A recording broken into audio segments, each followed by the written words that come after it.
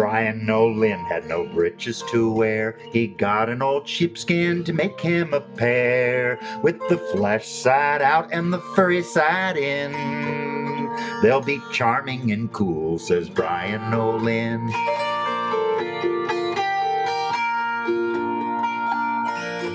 Brian Nolan had no shirt to his back, so he went to the neighbors and borrowed a sack. He puckered the mouth of it under his chin. Now they'll think I have ruffles, says Brian Nolan.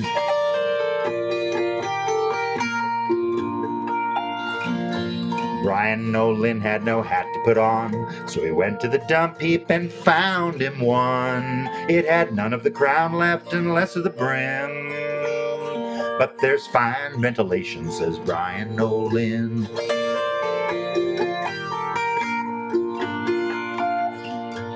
Brian Nolan, he did not have a coat, so he borrowed the skin of a neighboring goat. The two horns stuck out from the sides, but then, well, they'll think I have pistols, says Brian Nolan.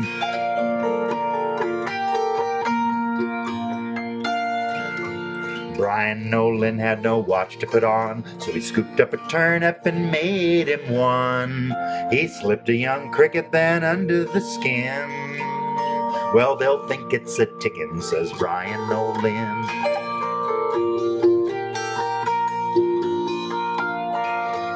Brian Nolan to his house had no door. He'd the sky for the roof and the bog for a floor. He'd a way to jump out and a way to swim in. 'Tis a fine habitation, says Brian Nolan.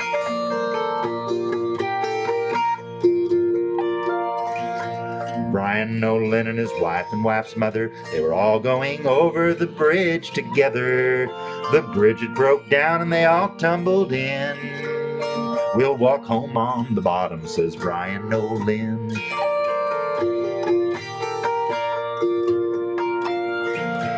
Brian Nolan and his wife and wife's mother, they all fell into the fire together.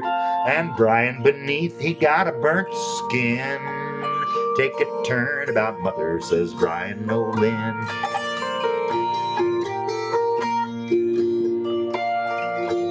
Brian Nolan and his wife and wife's mother, they all slept in one bed together. The night it was cold and the blanket was thin. Well, I'll sleep in the middle, says Brian Nolan.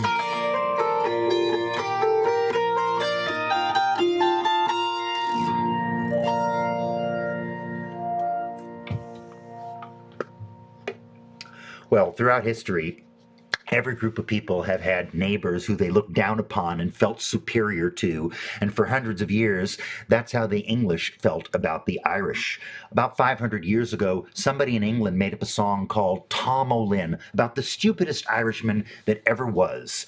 And this song has been around for such a long time. There are versions of it printed in books in the year 1569. And it was a popular song in the days when William Shakespeare was a little kid. But like so many English folk songs, once the people of Ireland got their hands on it, they changed the words and made it their own, and Tom O'Lynn went from being a very stupid man to a very clever and resourceful fellow, and this song has become an allegory for the ingenious indigenous Irish poor. Here's another one. This one here is on my CD, When the River Ran Backward. This is an old Irish ballad that's been around so long that Professor Bronson collected 70 different melodies for this song. Now that's an awful lot of passing it on in the oral tradition from one person's mouth to another person's ear, from one generation to the next, before you have 70 different melodies for the same song. It's the oldest feminist folk song in the English language canon, and this one is called The Devil and the Farmer's Wife. It comes from Ireland. This song is widespread in the United States and Canada and England, anywhere the English language went, and in America this is called The Farmer's Cursed Wife. Down south they spell it C-U-R-S-T, and versions of this have been on paper since the year 1828.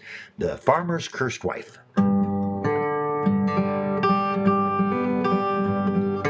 Was an old man lived over the hill, and if he ain't dead, he's living there still. Fi-di, a diddle-I-fi, diddle-I, diddle-I-day. Now the devil went down to the farmer one day. He said, one in your family I'm a-taking away. Fi-di, a-diddle-I, diddle-I, diddle-I day.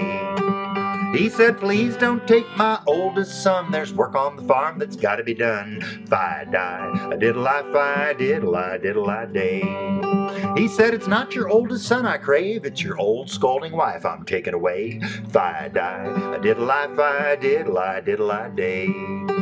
Well, the farmer gave a snort and he gave a little start. He said, take her, Lucifer, with all my heart. Fi-di, a-diddle-I, diddle-I, diddle-I day. So he put her in a sack and he towed her on his back, and down the road he went clickety-clack. Fi-di, a-diddle-I, diddle-I, diddle-I day.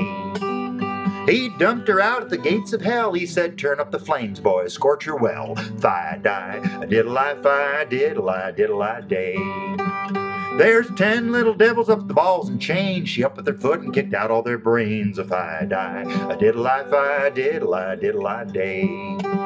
There's 10 little devils up against a wall saying, take her back, daddy, she'll murder us all. Fi-di, a diddle-I, diddle-I, diddle-I day. So he put her in a sack and he towed her on his back, and down the road he went clickety-clack. Fi-di, a diddle-I, diddle-I, diddle-I day. Now the old man was looking out of a crack. Oh my, he said, they're bringing her back. Fi-di, a diddle-I, diddle-I, diddle-I day. He dumped her out at the farmer's feet and he said, here's your wife back, safe and sweet. Fi-di, a diddle-I, diddle-I, diddle-I day. He said, here's your wife back, safe and well. If I'd have kept her any longer, she'd have torn up hell. Fi-di, a diddle-I, diddle-I, diddle-I day. This shows you what the power of a woman can do. She can beat up the devil and her husband too. Fi-di, a diddle-I, diddle-I, diddle-I day. And it proves that the women are better than the men. She can go down there and come back up again. Fi-di, a diddle-I, diddle-I, diddle-I day. Oh, fi-di, a diddle-I, diddle-I, diddle-I day.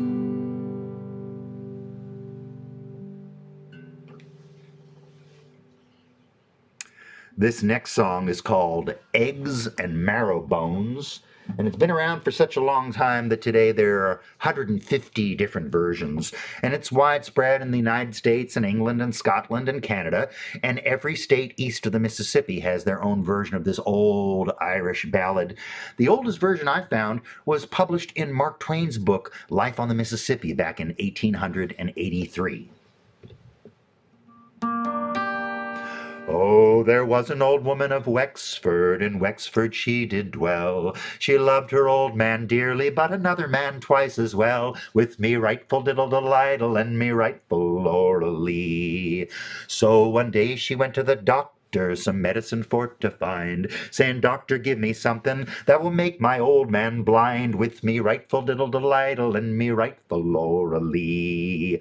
Oh, feed him eggs and marrow bones, and make him sup them all. It won't be so very long after that he won't see you at all. With me rightful diddle-diddle-idle, and me rightful Laura-lee. So she fed him eggs and marrow bones, and made him sup them all. It wasn't so very long after that he couldn't see the wall. With me rightful diddle-diddle-idle, and me rightful Laura-lee.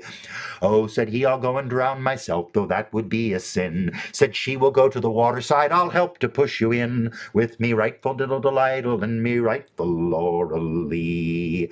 Now the old woman, she stepped back a bit to rush to push him in. The old man quickly stepped aside, and she went tumbling in. With me rightful diddle-diddle-idle, and me rightful Laura-lee.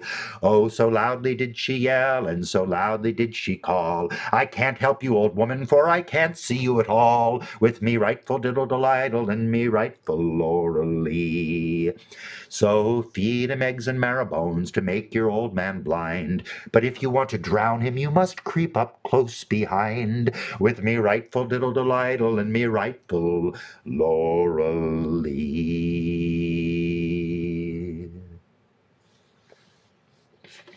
Now, the folklorists say this next song is a different song from Eggs and Marrow Bones, but you be the judge of that. It tells the same story about the same couple with different words to a different tune.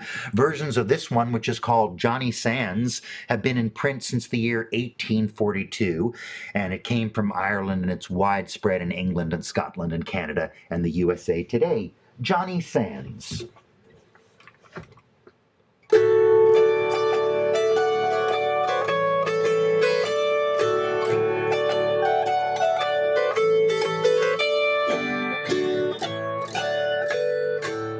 There was a man called Johnny Sands who married Betty Haig, and though she brought him golden land, she proved a terrible plague.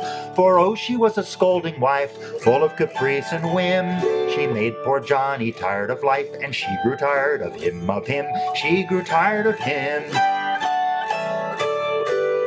Said he, I'll go and drown myself in the river there below. Said she, pray do, you silly elf, I wished it long ago. For there upon the brink I'll stand while you run down the hill, and push me in with all your might. Said she, my love, I will, I will. Said she, my love, I will. For fear that I should courage lack and try to save my life, please tie my hands behind my back, I will, replied his wife. She tied his hands behind his back, and when securely done, she placed him there upon the brink, while she prepared to run, she prepared to run. So down the hill his loving bride she ran with all her force. To push him in he stepped aside, and she fell in, of course. Oh, splashing, dashing like a fish, oh, save me, Johnny Sands. I can't, my dear, though much I wish, for you have tied my hands, for you have tied my hands.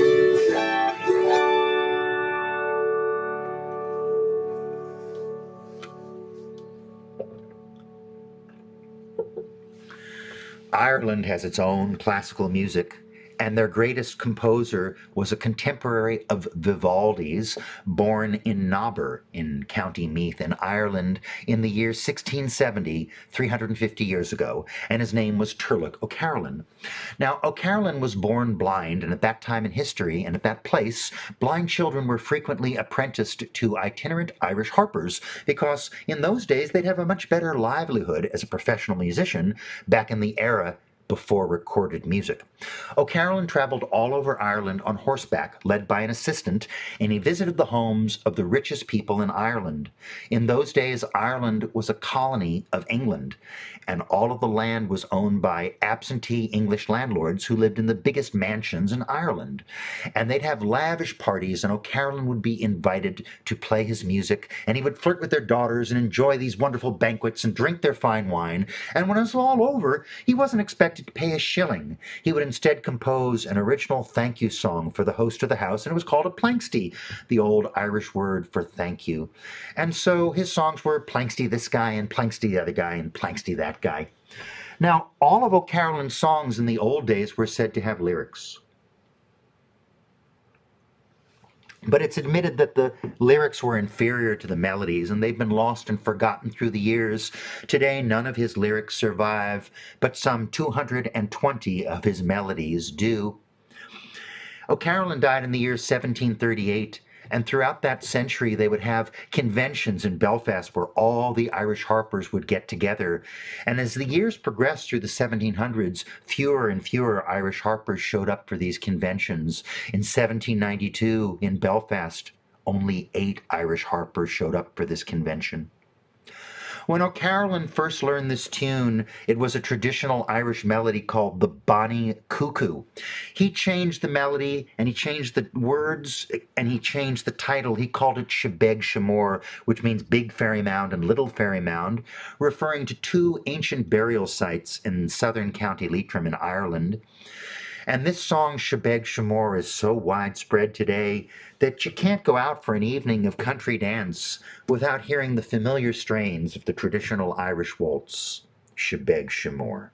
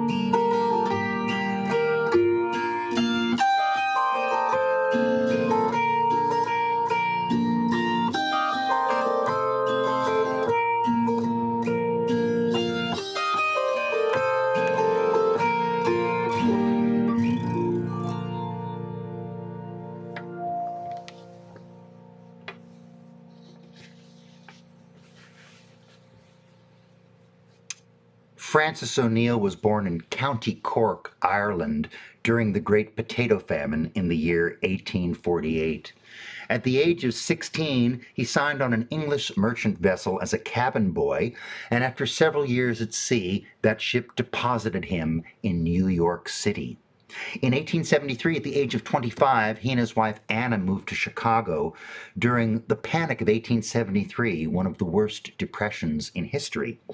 And there, because he spoke English, he was able to get a job on the Chicago police force. He rose through the ranks, becoming chief of police there in Chicago in the year 1901, when he was 53 years old. At this time in history, most chiefs of police throughout the United States were notoriously corrupt, but Captain Francis O'Neill was corrupt in a very different way. He was a very musical man. He played the penny whistle and the pipes and the fiddle and the flute, and so he carefully recruited policemen who could read and write music and play the penny whistle and help him collect traditional Irish melodies, which was his passion. He finally retired from the police force in 1905 to devote himself full-time to the collection and preservation of ancient Irish music. Captain O'Neill is considered today to be the man who saved Irish music. They refer to him as the greatest individual influence on the evolution of Irish traditional dance music in the 20th century. Captain O'Neill began publishing books in the year 1903.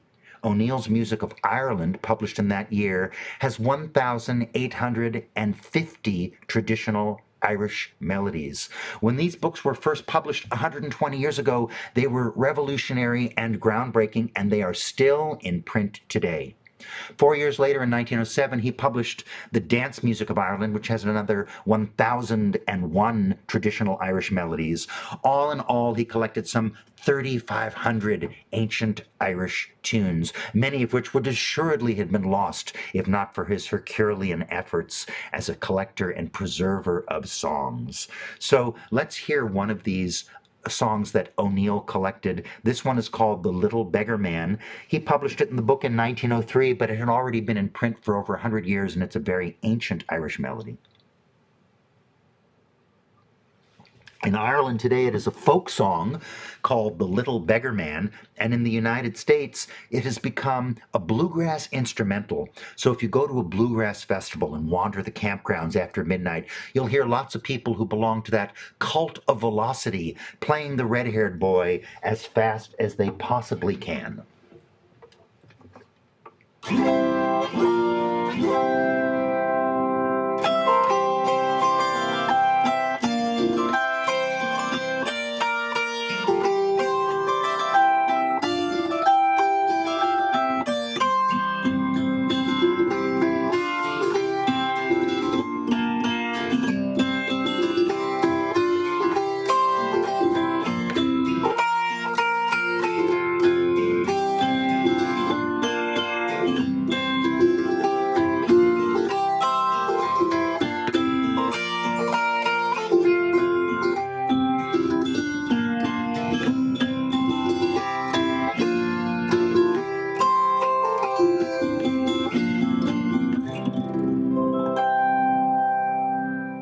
Red-haired boy. If you're only familiar with one Irish jig, you're probably familiar with this one. It's called the Irish Washerwoman. It's been in a book since the year 1785. It is so ancient. And this is one that many of us are familiar with, at least in my generation, because if you grew up with those Warner Brothers cartoons with Bugs Bunny and Daffy Duck, anytime the animators wanted to reference something Irish, they would use this melody, the Irish Washerwoman.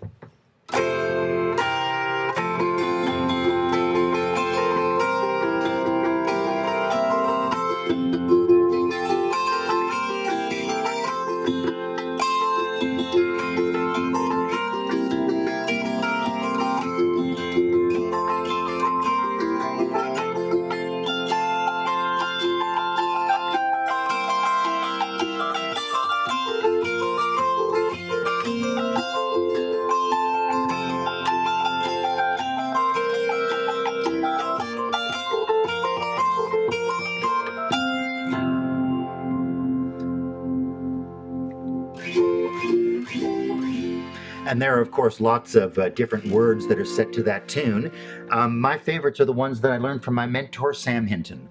Oh, McTavish is dead and his brother don't know it. His brother is dead and McTavish don't know it. They're both of them dead. They're in the same bed. And neither one knows that the other one's dead. The Irish Countryman by Conrad Arnsberg, published in 1939, is well worth reading. This classic anthropological study of Ireland is the definitive book about the distinctive rural customs and beliefs of the Irish countryman. The book is of special interest to people of Irish ancestry who live in 21st century America, as one can observe evidence of these traditional Irish attitudes and values reflected in contemporary Irish American families and lifestyles. The Irish Countryman by Conrad Arnsberg. Here's one that came from Ireland. Oldest versions we've found go back to the 1890s, but it's probably older than that because these songs exist in an oral tradition, sometimes for centuries before anybody bothers to write them down. This is The Old Man Rocking the Cradle, and it's a story about an older gentleman. He fell in love with a young single mother, and they wed.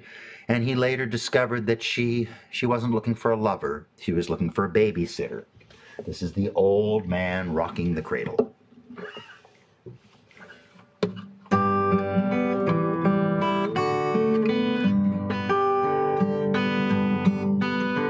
One fine summer's evening I chanced for to wander. Down by the green woodside I traveled alone. I heard an old man making sad lamentations and rocking a cradle that was none of his own. E-I-O, my laddie, lie easy. It's my misfortune and none of your own, for they leave me here weeping and rocking the cradle and nursing a baby what's none of me own. I married a fair one who used to be airy. She favors the neighbors and none of her own. She goes out every evening to dancing and parties and leaves me here rocking the cradle alone. E-I-O, my laddie, lie easy. It's my misfortune and none of your own, for they leave me here weeping and rocking the cradle and nursing a baby what's none of me own. So come all ye young fellows who wants to get married, take my advice, leave the women alone. For it's by the Lord Harry, if you ever marry, they'll leave you here rocking the cradle alone. E-I-O, my laddie, lie easy. It's my misfortune and none of your own, for they leave me here weeping and rocking the cradle and nursing a baby what's none of me own.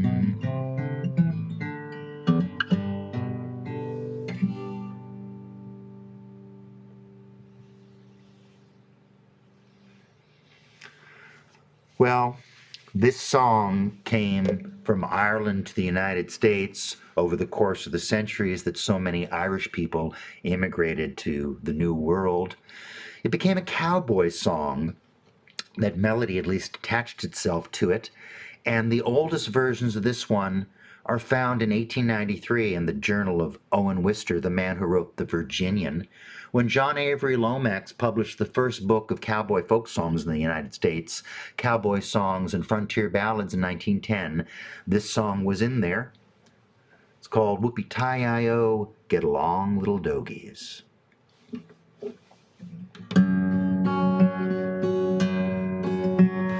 I was out riding one morning for pleasure. I spied a cowpuncher, he was riding along. His head was throwed back and his spurs was a-jingling, and as he approached me, he's a-singing this song. Whoopie-tie-I-O, get along little doggies, it's my misfortune misfortune and none of your own. Whoopie-tie, oh, get along, little doggies. You know Wyoming will be your new home. Well, it's early in the springtime, we round up the doggies, train 'em to follow and never to stray, load the chuck wagon with beans and with bacon, and soon as there's daylight we'll be on our way. Whoopie-tie, oh, get along, little doggies, it's your misfortune and none of my own. Whoopie-tie, oh, get along, little doggies, you know Wyoming will be your new home.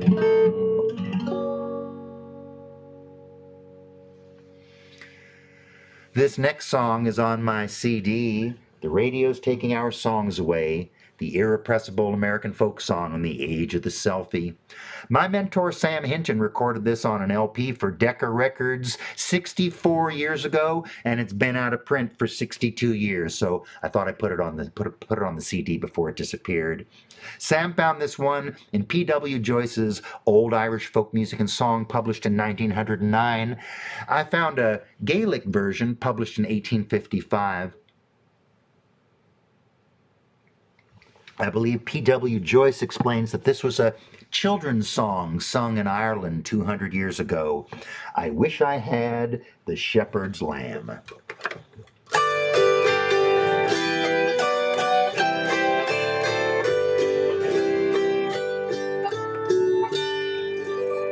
I wish I had the shepherd's lamb, the shepherd's lamb, the shepherd's lamb. I wish I had the shepherd's lamb, and Katie coming after. Hey, so goorum, goorum, hoo. Is Brahma Creed on Caligoo? It's so goorum, goorum, hoo. Stu Papa beg to water. I wish I had the yellow calf, the yellow calf, the yellow calf.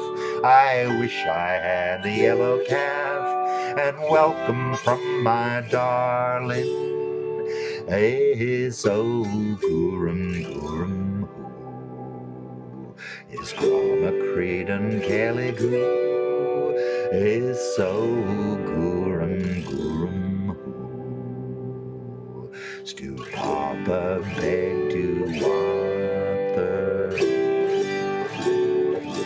I wish I had a herd of kine, a herd of kine, a herd of kine. I wish I had a herd of kine, and Katie from her father is so goorum, goorum. Is Grandma Creed and Caligoo? Is so goorum, goorum, hoo. Stu Papa beg to water.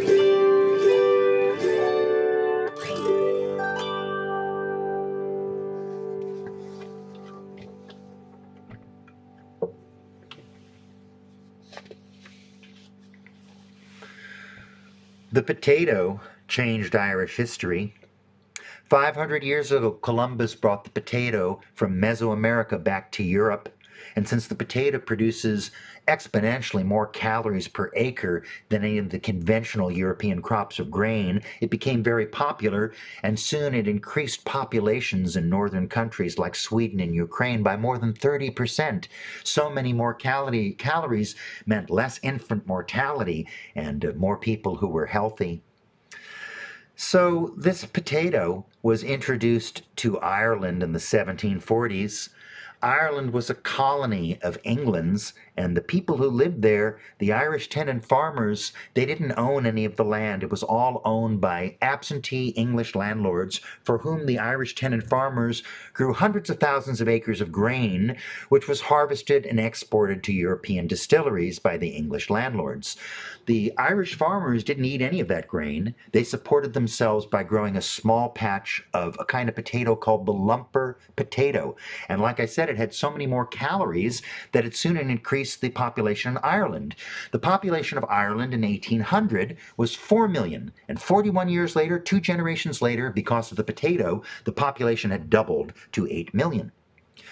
Now, the Irish potato blight came from a microorganism found in bat guano, transported from islands off the coast of South America to England and Europe to be used as fertilizer. And they used it in Ireland as well. And the microorganism in this fertilizer, this bat guano, caused potato blight. The potato blight began in 1845. All the healthy potatoes growing underground turned to black gelatinous, inedible goop.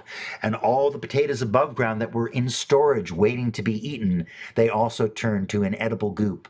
And since this was the only food the Irish people were eating at that time, soon they were starving. Now, the potato blight was a natural disaster, but the famine and the death that followed was man-made.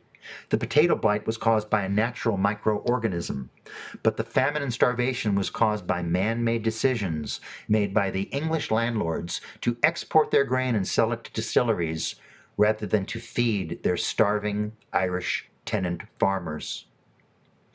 Unable to work because they were so sick and starving, the Irish were evicted from their homes, and their homes were toppled and dismantled to ensure that they would not re-inhabit them. The Irish were starving, they sold their clothing and their possessions, and now naked and in starvation they began dying. Millions starved, several million fled Ireland, and more than 1 million came to the United States and Canada on the 2,000 Irish famine ships that sailed in the second half of the 19th century. So this song is called the Famine Song. The earliest versions published on paper are from 1895. The melody goes back to the 1840s and predates the potato famine. And it uses the 18th century Irish word praties, which refers to the potatoes that they were living on at that time. The Famine Song.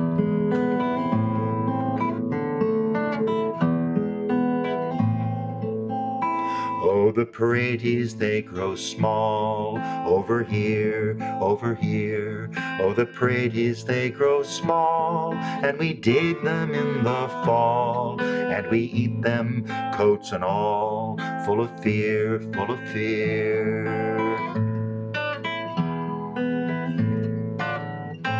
Oh, I wish that we were geese, night and morn, night and morn. Oh, I wish that we were geese, for they fly to where they please, and they live their life in ease, eating corn, eating corn. Oh, we're down into the dust, over here, over here. Oh, we're down into the dust, but the Lord in whom we trust, will you give us crumb for crust? Over here, over here.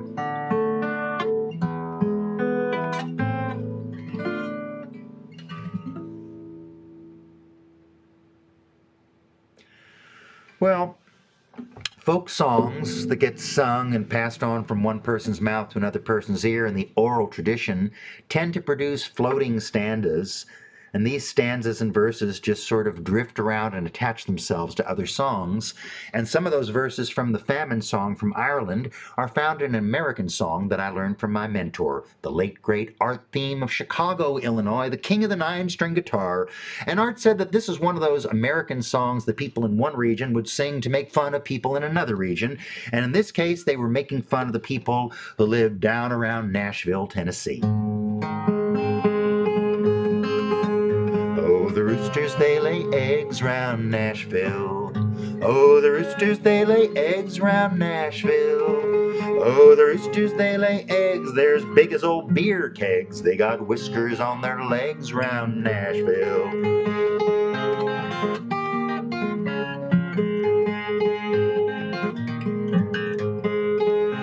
Potatoes, they grow small round Nashville.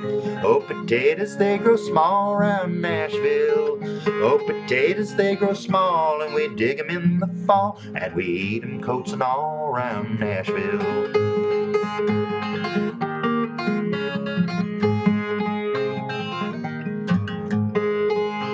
they chew tobacco thin round Nashville. Oh, they chew tobacco thin round Nashville. Oh, they chew tobacco thin and it runs right down their chin, and they lick it in again round Nashville.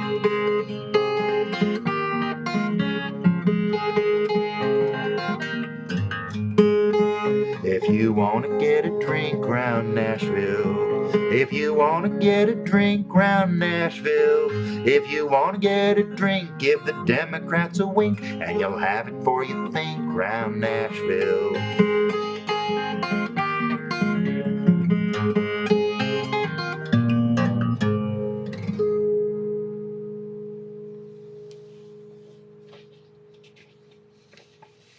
Here's another one that uses that old Irish word for potatoes, praties.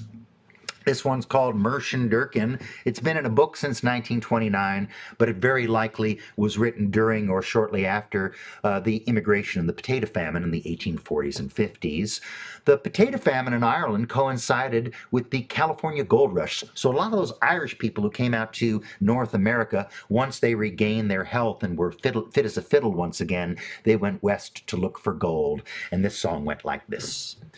Goodbye, Martian Durkin, I'm sick and tired of working. No more I'll dig the paraties, no longer I'll be fooled. As sure's me name's Carney, I'll be off to California. Instead of digging paraties, I'll be digging lumps of gold.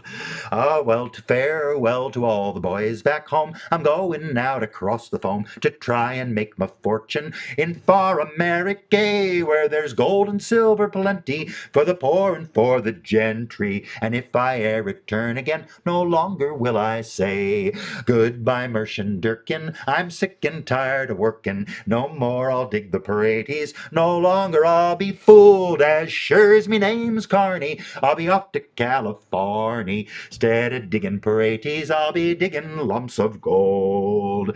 I've courted girls in Blarney, in Kanturk and Killarney, in Passage and in Queenstown, and in the Cove of Cork.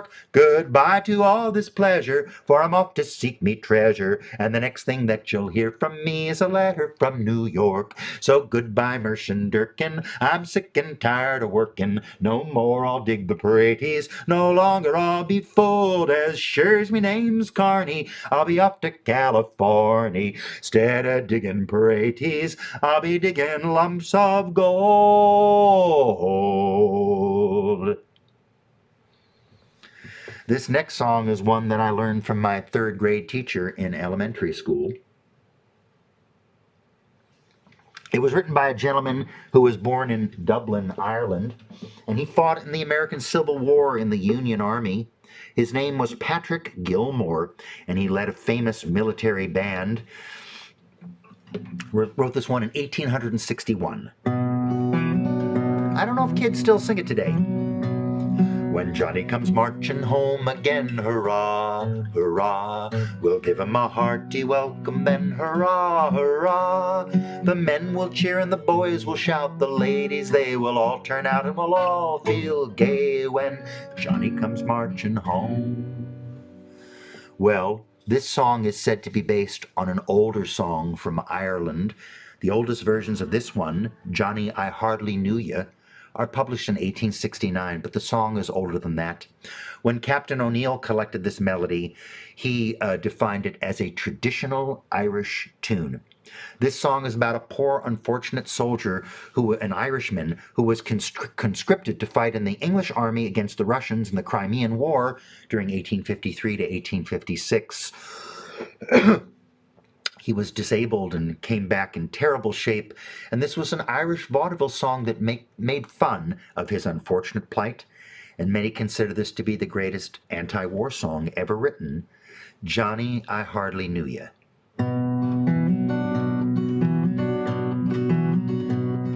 While going the road to sweet Athy-a-roo, a-roo, while going the road to sweet Athy-a-roo, a-roo, while going the road to sweet Athy, a stick in me hand and a drop in me eye. Oh, a doleful damsel I heard cry, Johnny, I hardly knew ya. With our guns and drums and drums and guns, hurroo, hurroo. Our guns and drums and drums and guns, hurroo, hurroo. Our guns and drums and drums and guns, the enemy nearly slew ya. Darling dear, you look so queer. Johnny, I hardly knew ya. Where are the eyes that look so mild, hurroo, hurroo? Where are the eyes that look so mild, hurroo, hurroo? Where are the eyes that look so mild when my poor heart you first beguiled? Oh, why did you skedaddle from me and the child? Johnny, I hardly knew ya. With our guns and drums and drums and guns, hurroo, hurroo. Our guns and drums and drums and guns, hurroo, hurroo. With our guns and drums and drums and guns, the enemy nearly slew ya. Darling dear, you look so queer. Johnny, I hardly knew ya. Where are the legs with which you'd run, hurroo, hurroo? Where are the legs with which you'd run, hurroo, hurroo? Where are the legs with which you'd run when first you learned to carry a gun? Oh, indeed, your dancing days are done. Johnny, I hardly knew ya.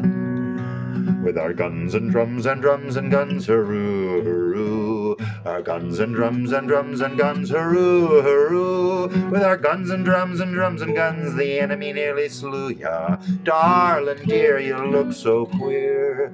Johnny, I hardly knew ya.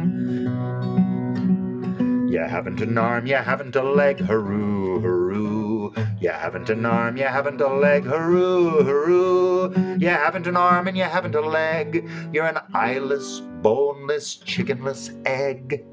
Ah, you'll have to be put with a bowl to beg. Johnny, I hardly knew ya. With our guns and drums and drums and guns, hurroo, hurroo. Our guns and drums and drums and guns, hurroo, hurroo. With our guns and drums and drums and guns, the enemy nearly slew ya. Darling dear, you look so queer. Johnny, I hardly knew ya.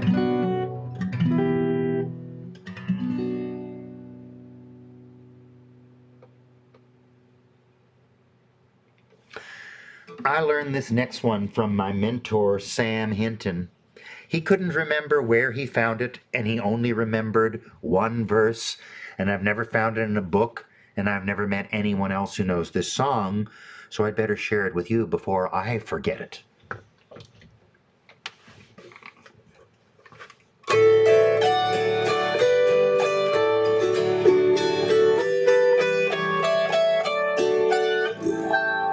It was on the 1st of August, or the last day of July, that I saw a lovely lady. She was gazing at the sky. She was thinking of her lover, who was in America. And divil's a word I said to her, and she said the same to me.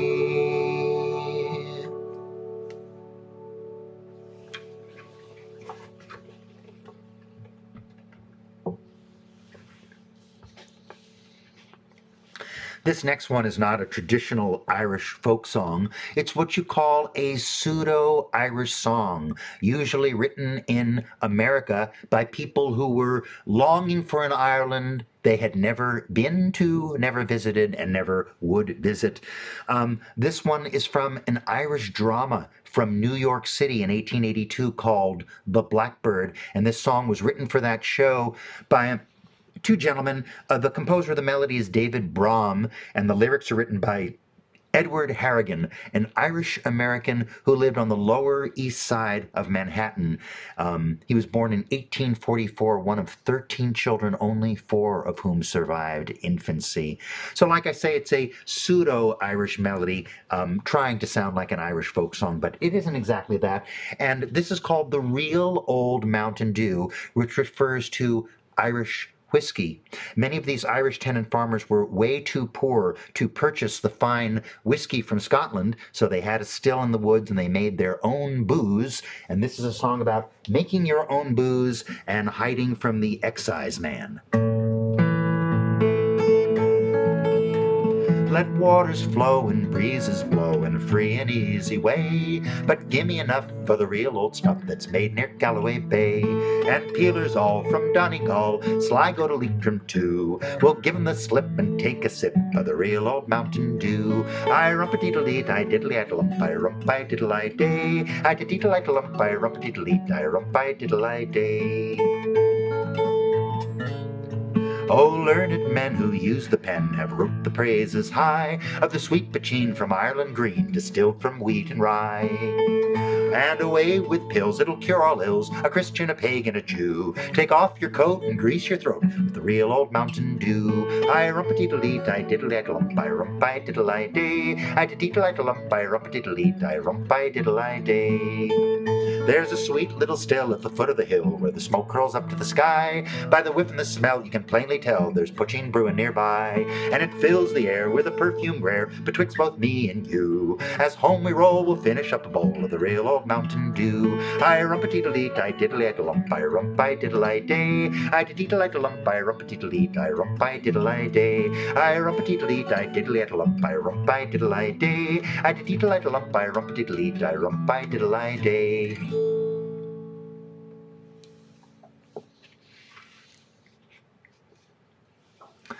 This next one sounds like it's related to the real old Mountain Dew, but we're not sure that it is. It's called The Good Old Mountain Dew, and it was written by Bascom Lamar Lunsford, a man from South Turkey Creek in western North Carolina. They called him the Minstrel of the Appalachians. He started the first folk festival in the United States back in 1929, and I'm not sure if these songs are related or if this is just a convergent development where two songs are written in two different places that pretty much tell the same old story. This is the one that Bascom Lamar Lunsford from North Carolina called The Good Old Mountain Dew.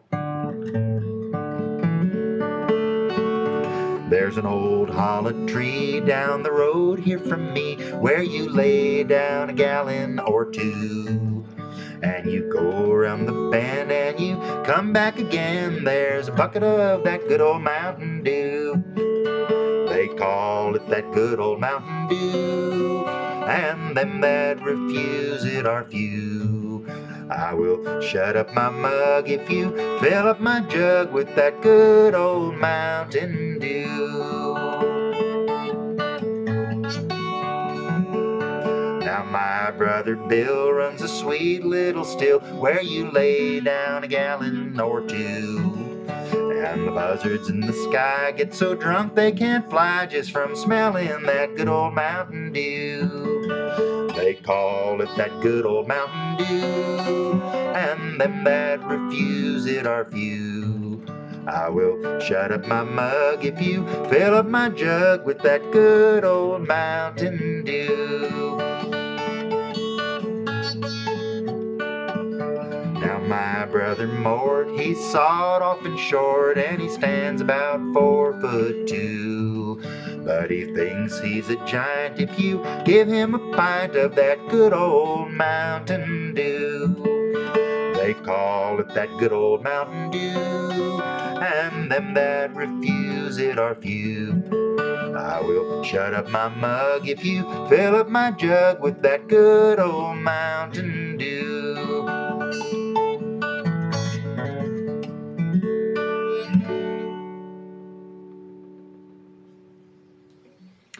Well, we talked about how after Turlough O'Carolan died in the year 1738, they continued to have those conventions in Belfast where the Irish itinerant harpers would gather.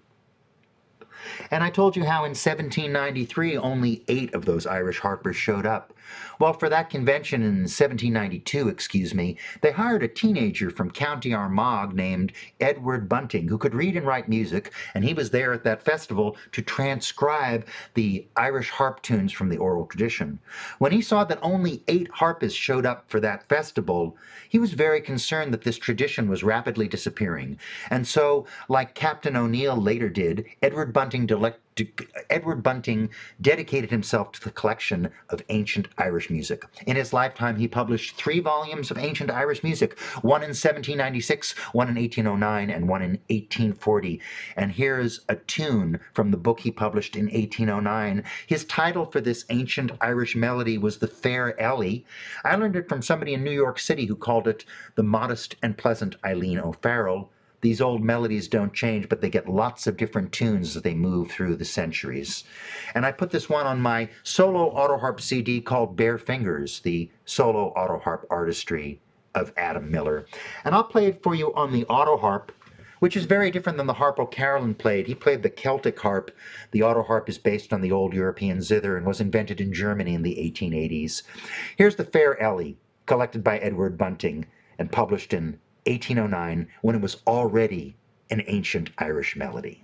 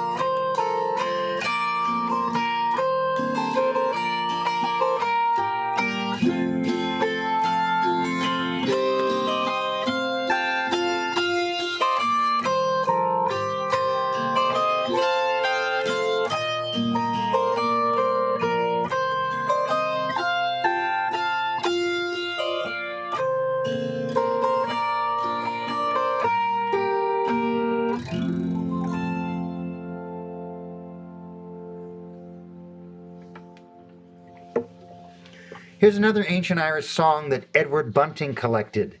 This one was published in Ancient Music of Ireland in 1840. It's called Ballinderry. And Ballinderry is a small town east of Ireland's largest lake, Lough Neagh, and the song talks about various localities around Ballinderry. Edward Bunting collected this song from a Dr. Crawford in Lisburn in 1808, and he described this song as being a very ancient Irish song. There are many rude and pornographic and ludicrous parodies of this song, and the chorus that you'll hear me singing was originally a cronan. And a cronan was sort of a drone like the purring of a cat, the low murmuring accompaniment of the audience sung simultaneously to the song sung by the lead singer. So that cronan has turned into the chorus of this song, Ballinderry, collected by Edward Bunting in 1808, and it was said to be very ancient.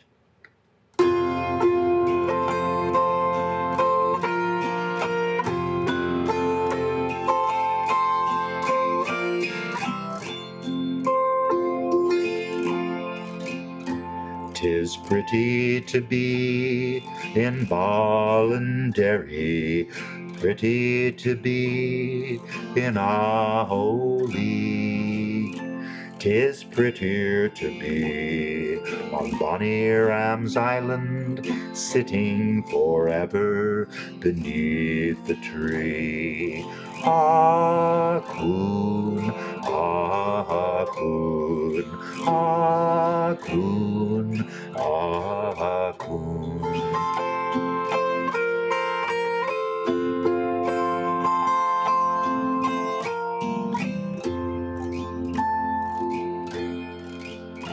Oh, often I'd sail to bonny Ram's Island, arm in arm with Phelim Demon.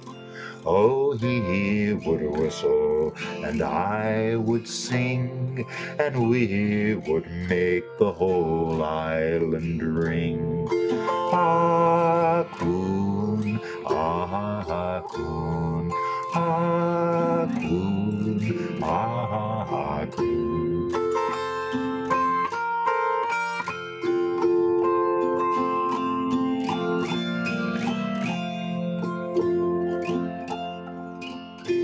I'm going, he said, from bonny Ram's Island, out and across the deep blue sea. And if in your heart you'll love me, Mary, open your arms at last to me. Ah, coon, ah, coon, ah, coon, ah, coon.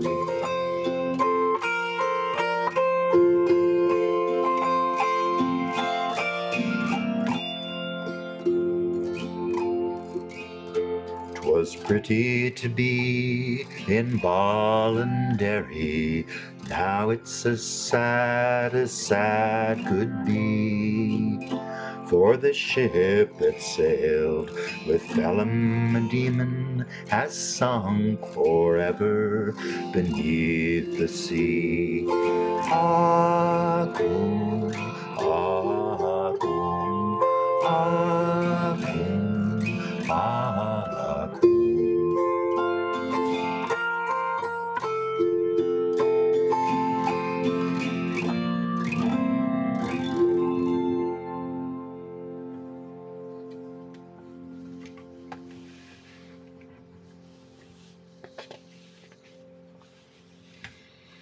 This next song was written in the United States by John E. Poole in 1862.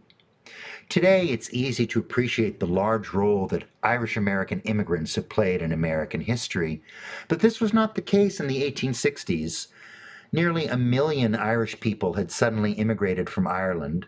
They were all poor and sick and starving and broke, and there were too many of them in too few places in the United States, and they quickly attained the status that had been reserved for Mexicans and Indians and black people.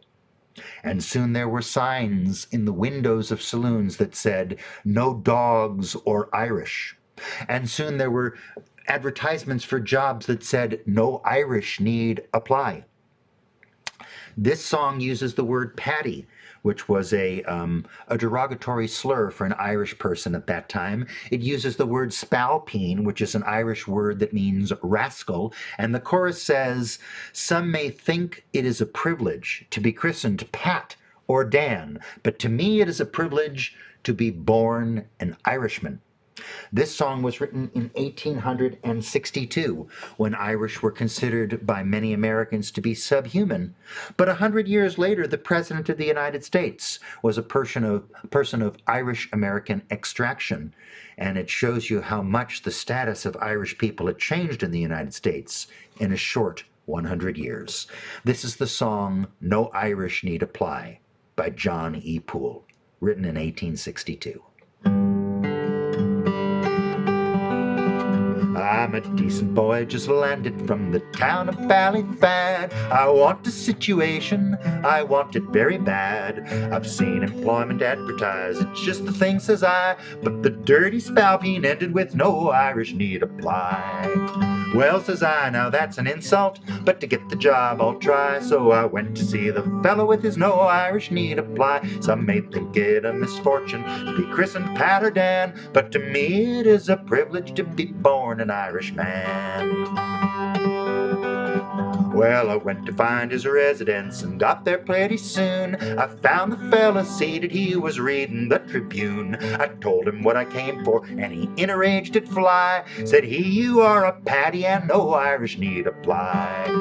Well, I felt my dander rising, and I'd like to black his eye, just to tell an Irish gentleman no Irish need apply. Some may think it a misfortune to be christened Pat or Dan, but to me it is a privilege to be born an Irish man.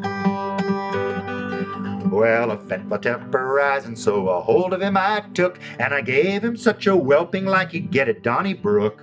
He hollered, "Meal you murder," and he in a rage did fly, but he swore he'd never write again, no Irish need apply. So I thanked him for his business, and I bid him a goodbye. Said next time you want a beating, right, no Irish need apply. Some may think it a misfortune to be christened Pat or Dan, but to me it is a privilege to be born an Irish man.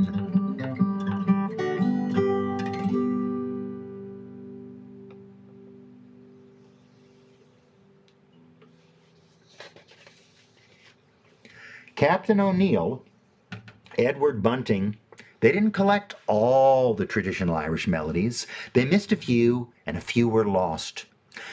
In 1838, a poet in England by the name of Eliza Cook wrote a sentimental pseudo-Irish poem called Nora McShane, and it was set to several different melodies, and we know one of those melodies was sung in the backwoods of Maine in the 1870s by a man named James Wilton Rowie, because in 1871, during the summer, he took his family on a camping trip to a lake called Lake Chemo, east of Bangor, Maine, and they had such a wonderful time. When he got home, he wrote a poem about their exploits at the lake, and he set it to a melody, and he noted that the melody he set it to was Nora McShane, one of the melodies that Edward Bunting and Captain ONeill missed and that had never been published, but it was one of the melodies that was set to the poem Nora McShane that the woman in England, Eliza Cook, had written. So I'll sing you the song that James Wilton Rowie made up about that camping trip that uses that wonderful melody, the lost tune, Nora McShane. It's called Lake Chemo.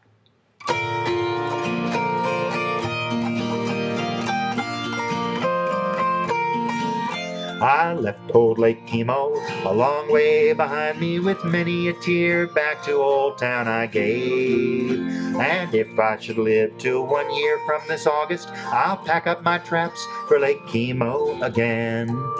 There pickerel are plenty, perch in abundance, whiskey and ewe milk, they both flow like rain. And if I should live till 1 year from this August, I'll pack up my traps for Lake Chemo again.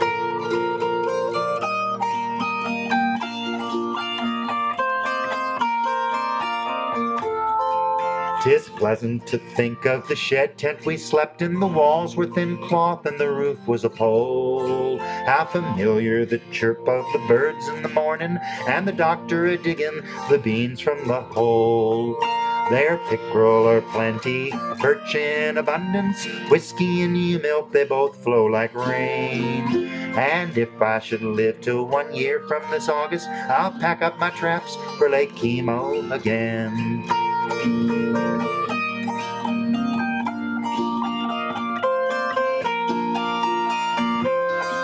I think of fish chowder red hot from the kettle, and corn that we frizzled so nice in the fire, with big roaring Crawford a-raising the devil till 3 in the morning before he'd retire.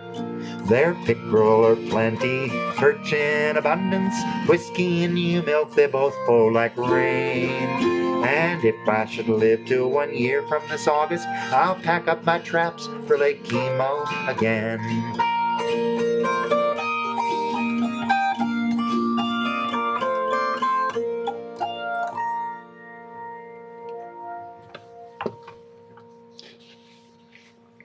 This is an old Irish song. The earliest versions I found in print are from the year 1873, but it's surely centuries older than that. This is the Bard of Armagh. It's about one of those harpists like Turlough O'Carolan, and he's complaining that he's grown so old that his arthritis has crippled his fingers, and he can't play like he did when he was a young man. Listen to this song and observe the melody, and we'll see what happened to this tune when it got to the United States. This is the Bard of Armagh.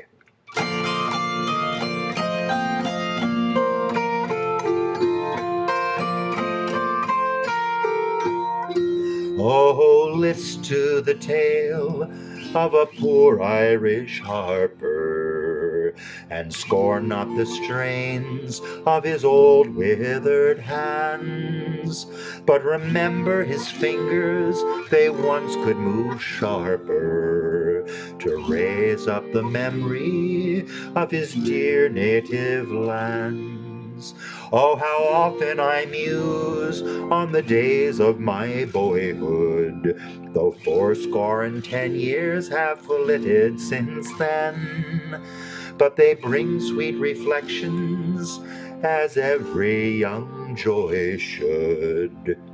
For the merry-hearted boys make the best of old men. That's the Bard of Armagh.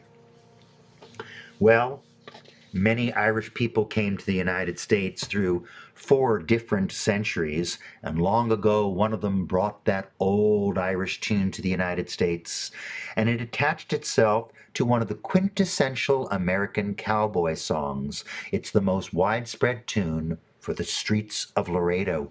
Streets of Laredo was first collected in 1886, and this is how that melody worked with that song. As I walked out in the streets of Laredo, as I walked out in Laredo one day, I spied a young cowboy all wrapped in white linen, so cruel was his fate. Well, the Streets of Laredo, about the cowboy who gets shot and wants pills of white mercury to cure his pains, it descends from an ancient Irish and English song that's called The Unfortunate Rake. And the oldest versions of The Unfortunate Rake are collected in P.W. Joyce's Old Irish Music and Song in 1909. He collected this one, the oldest version of The Unfortunate Rake. The melody in one verse was collected from a Mr. Adwell who lived in County Cork, Ireland in 1848, just as the potato famine was taking over there in Ireland. So Mr.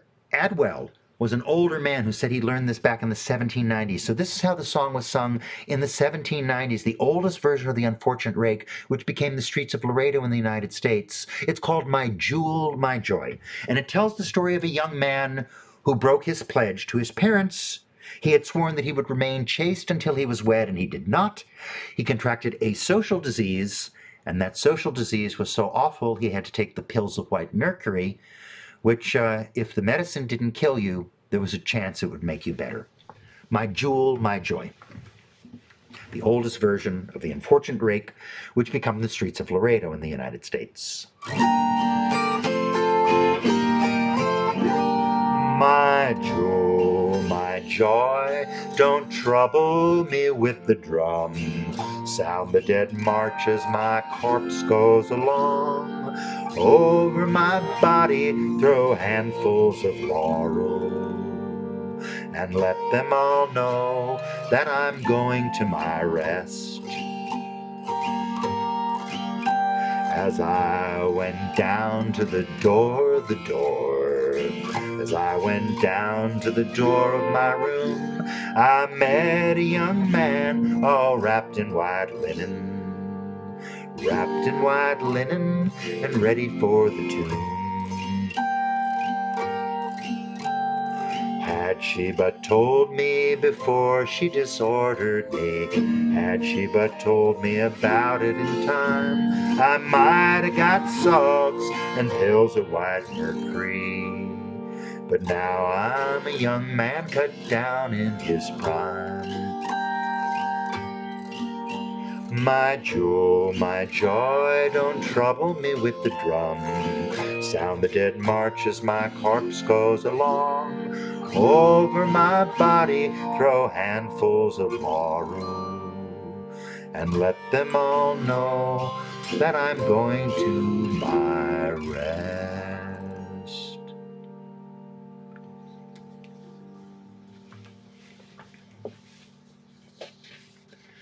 In the United States, in the white community, that song became The Streets of Laredo. In the black community, it became St. James Hospital or St. James Infirmary. And Louis Armstrong even recorded a version of it. I went down to Big Joe's barroom in the corner by the square. The drinks were served as usual, and the usual crowd was there. The best version I know was sung by Ironhead Baker. That was the nickname for James Baker, an incarcerated African-American man at Sugar Land Prison in Texas. John and Alan Lomax recorded him on a field recording in May of 1934, singing his version of the St. James Hospital, which descends from that old song, The Unfortunate Rake, My Jewel, My Joy. Early one morning by the St. James Hospital, early one morning in the month of May, I looked through my window and spied a dear cowboy wrapped in white linen as cold as the clay. Sit ye down by me and hear my sad story. Sit ye down by me and sing me a song. My poor head is aching, my poor heart is breaking, for I'm a young cowboy and knowed I done wrong. Send for the doctor to come fix up my body. Send for the preacher to come and pray for my soul. My poor head is aching, my poor heart is breaking, for I'm a young cowboy and hell is my doom.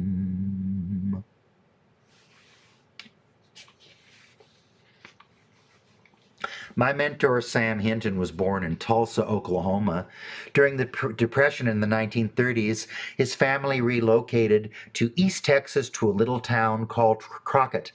And as a teenager, Sam developed an interest in American folk music, and he was interested in the song The Streets of Laredo, and it was there in Crockett that he discovered that the people in that part of America used that old lost Irish melody, Nora McShane, the one that James Wilton Rowe had used for the song about Lake Chemo. He found that they used that for The Streets of Laredo. So I'd like to close this program singing you that quintessential cowboy song, first collected in America in 1886, to the melody that Sam learned as a kid in East Texas, Nora McShane. As I walked out in the streets of Laredo, as I walked out in Laredo one day, I met a young cowboy all wrapped in white linen, wrapped in white linen, so cruel was his fate. I see by your outfit that you are a cowboy, these words he did say as I boldly drew nigh. Come sit down beside me and hear my sad story. I am shot in the breast and I know I must die. Get 6 big gamblers to bear up my coffin. Get 6 pretty maidens to bear up my palm. Put bunches of roses all over the coffin, roses to deaden the clods as they fall. Oh, beat the drum slowly and play the fife lowly, play the dead march as you carry me along. Take me to the green valley, then lay the sod o'er me, for I'm a young cowboy and I know I've done wrong. 'Twas once in the saddle I used to go dashing, once in the saddle I'd ride away gay. First to the dram house and then to the card house, I am shot in the breast and I'm dying today. Go and fetch me a cup of cold water to cool my parched lips, the poor cowboy said. But ere I returned, the spirit had left him and gone to its maker, the cowboy was dead. We beat the drum slowly and played the fife lowly, played the dead march as we carried him along. For we all loved our comrade, so brave, young, and handsome. We all loved our comrade, although he'd done wrong. Thank you.